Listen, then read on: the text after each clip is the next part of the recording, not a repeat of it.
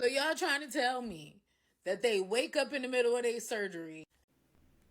So there is this thing called the redhead gene that doctors actually use to refer to some of us. And I am not a real redhead. I have some reddish kind of maybe hair that in the sun, and I've never really had red hair.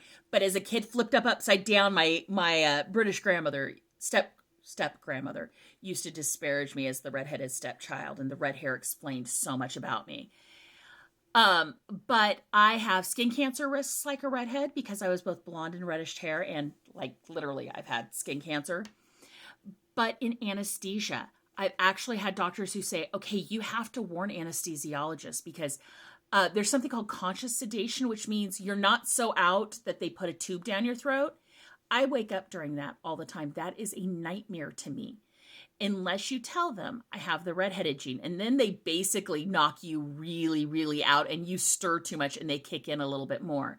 And I say this because I've had two procedures this year and they both claim to have the same level of sedation. And one, I was awake and conscious and feeling pain for a good portion. And the other one, not at all. And it was great.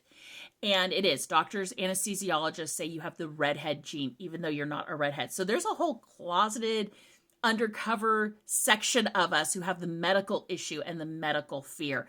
And it's crazy. I don't know what to say. I do have real like strawberry redhead cousins who are all now blondes as adults, but I've never had like true red hair without the aid of a dye.